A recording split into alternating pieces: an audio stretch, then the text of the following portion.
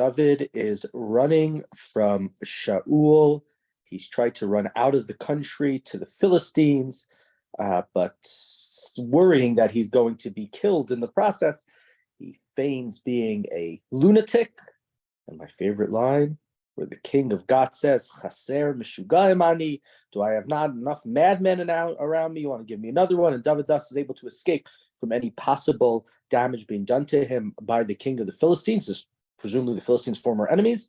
But where's he supposed to go? Because Shaul wants to kill him. And that's where we pick up chapter 22. Perachaf bet, Vayelech David misham vayimalet el me'arat adulam, vayishmu echad v'chol beit aviv, vayerdu elav shama. So David departs and he goes to the cave of Adullam, and his family comes to see him there. They come down from the hills of Judah where they live, and they come to see him there. They may be coming to see him just to say hello, but more likely they feel that they're in danger. But they're not the only ones. Vayitkapsu elav kol ish matzok v'chol ish asher lo noseh v'chol ish mar nefesh vayihi alehem lasar.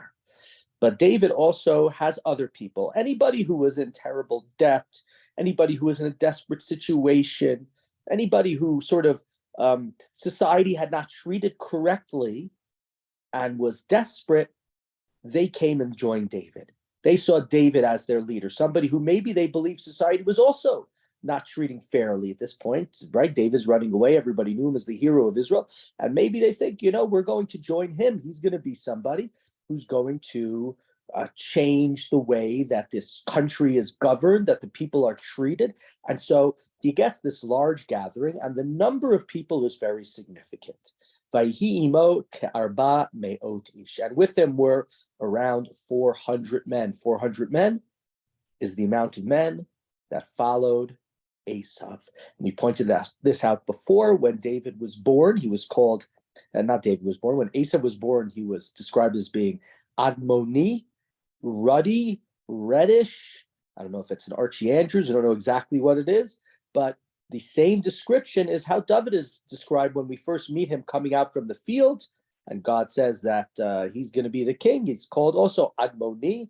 We're told that he's Im Yafet Inayim, and so this is a second place where we have a similarity between King David and an earlier character in the Tanakh, Esav. So hold on to that. Consider it. Think about it. What does it mean? Vayelech David misham mitzveh Moab. And so David goes from there to the territory of Moab. Vayomer al melech Moab yitzena avi v'imi itchem arash ireda ma yaseh li Elohim. He asked the king of Moab to protect his father, his mother, let them stay with you until God will tell you what to do. And this seems somewhat strange also on first glance, because Moab is another one of the enemies of Israel. No, we don't know necessarily. We see David up to this point that his battles have really been with the Philistines, with the Plishtim, bringing back 200 Philistine foreskins, cutting off the head, beheading Goliath. Moab is an enemy of Israel. And obviously the classical answer that's given is that David and his family have ties to Moab because David is the great grandson of Ruth HaMoaviyah, of Ruth the Moabite. And even though she left her people and joined the Israelites, joined what we call the Jews, there still is some sort of connection here. And thus he runs there. And what are we told in verse 4? Vayinachem et pnei melech Moab, vayeshvu imo kol yemei hayot David Mitzudah. And so they stayed with the king of Moab as long as David remained in the Mitzudah, as long as he remained in the fort or in the stronghold. They were given protection by the Melech Moab. Vayomer Gad Hanavi el David. And here we're introduced to a new character, Gad. We're going to have two prophets that we will see during the lifetime of David, Gad and Natan, the two prophets. And here we're introduced to the first one, and it's significant to think about this. The prophets have left Shaul. The prophet is with David. Gad Hanavi is with David. And what does he say? Lo teshev mitzudah lechu vatalach lecha eretz Yudah vayelech David vayavo Ya'ar Charet. And so Gad Hanavi says, you're anointed. You haven't yet gained the throne, but you're the anointed next king of Israel. God is with you. So you need to be in Israel. So go back to the Judeans, go back to Yehuda, that's your people, that's your tribe, and don't worry though, you'll be protected from Saul. And when Saul heard that David and the men with him had been located, V'Shaul Yoshev b'Giv'ah, and Saul is sitting under a tree in the Giv'ah. This is the territory there of the tribe of Binyamin, not far from the tribe of Yehuda, where David is in hiding. And he has his spear in his hands, and all of his servants are upon him. This has become a common refrain with Shaul, the chanit biyado. He's got the spear in his hand, whether he thinks somebody is about to attack him because he's scared that maybe everybody is with David. He never knows when he's going to be able to use it to kill David. He doesn't know when he's going to be able to use it to kill somebody who's in support of David. But he's constantly with this spear, which he's thrown at David before, he's thrown at his son Yonatan before. And that's how he's described. And it sort of brings this sort of like paranoid notion of somebody who walks around with a weapon, always thinking that somebody's going to attack them. We're in verse 7. Shimuna b'nei Yemini.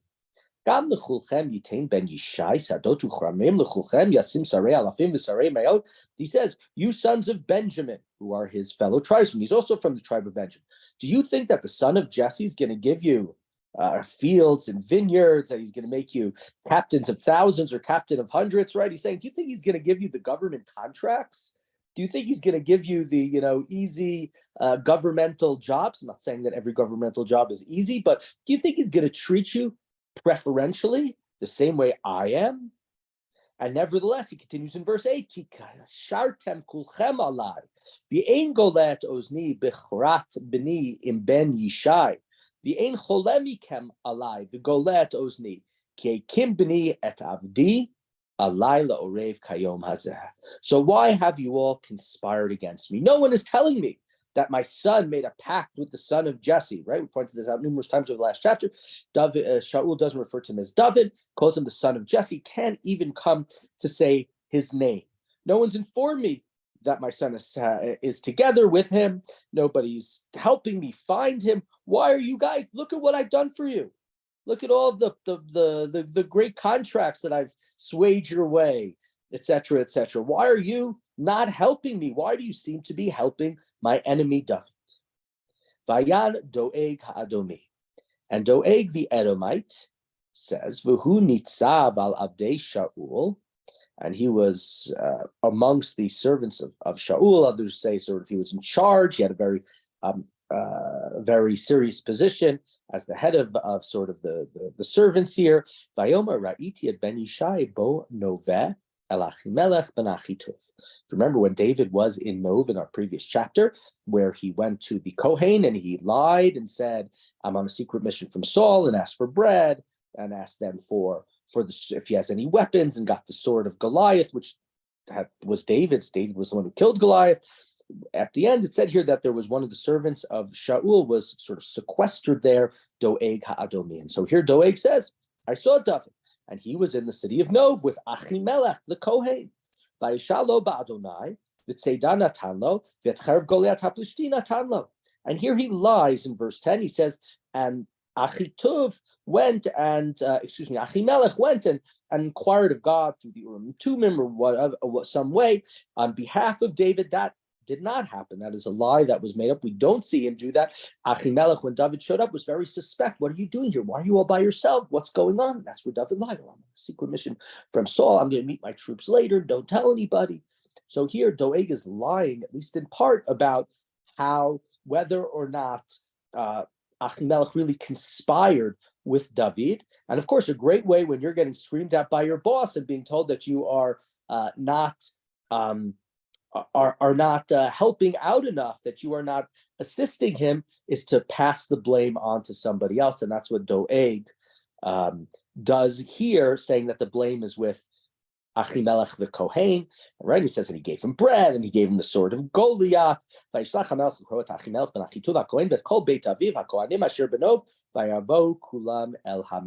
the king sends for Achimelech the Kohen and all of his family, all the other priests that are together with him, and they all came to the king. What do they know?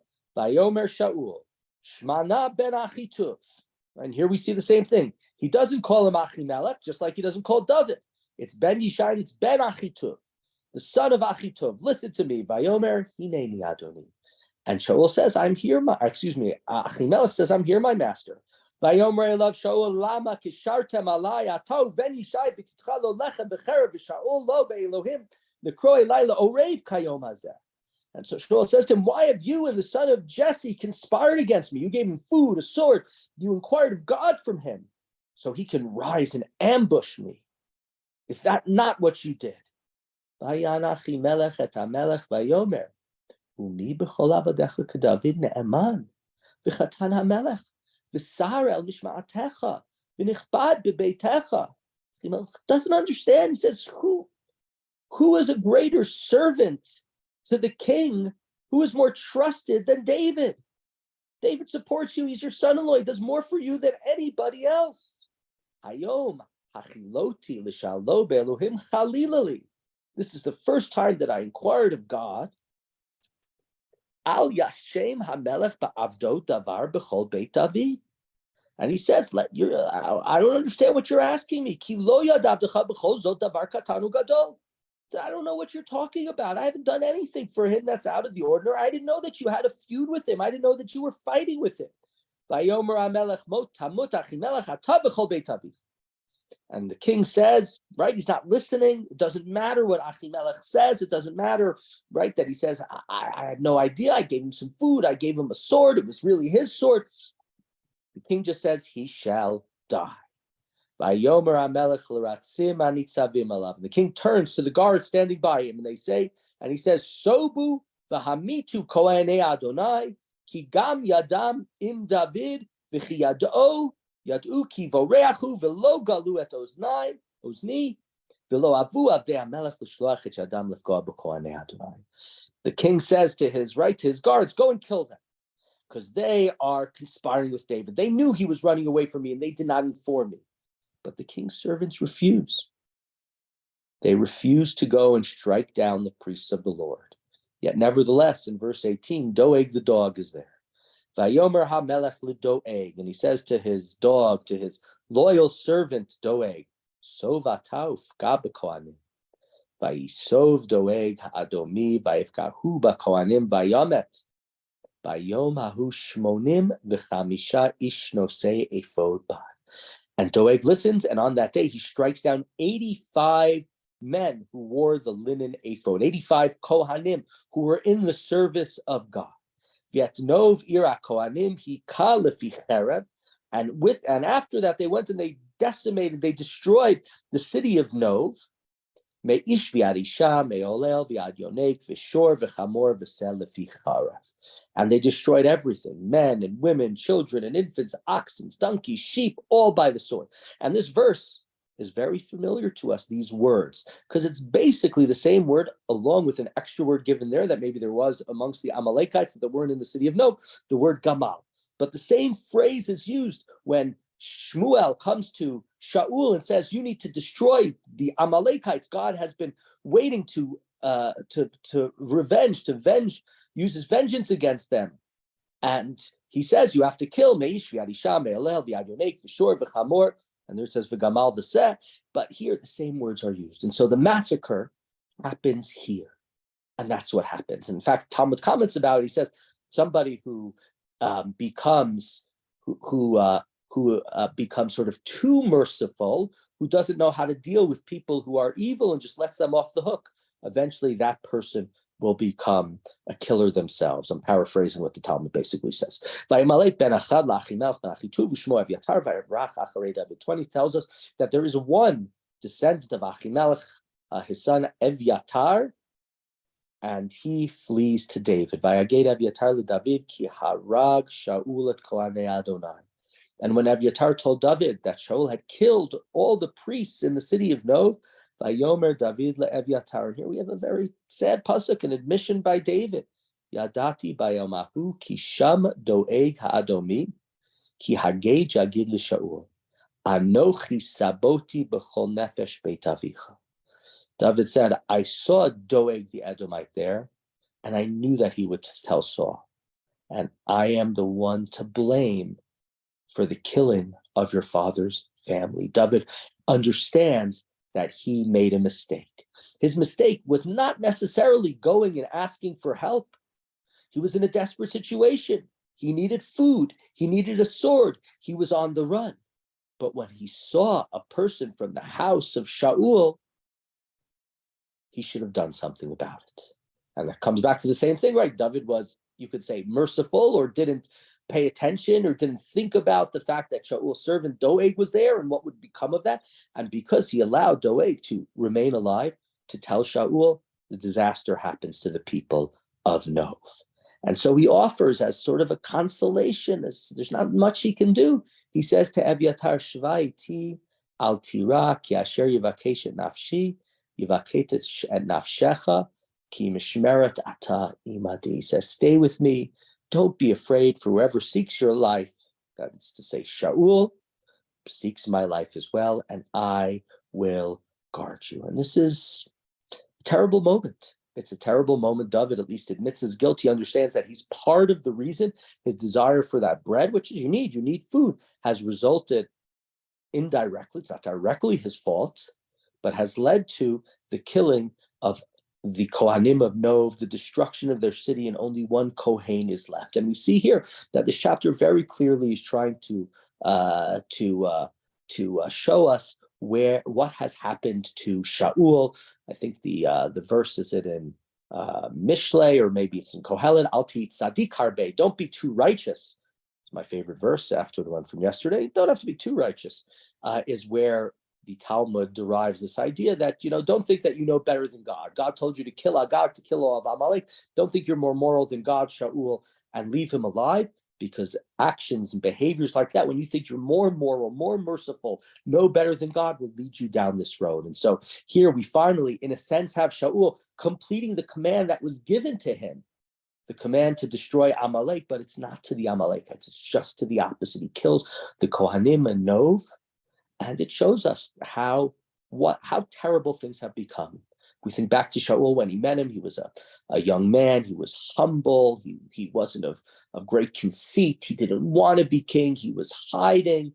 And he's gone now that the only thing that he cares about in his life is holding on to the kingdom and making sure that his kingdom will continue, his dynasty, to his son, even if that means he has to kill his most loyal son-in-law. And to do so, even though that means that he's going to have to kill many, many people in the process.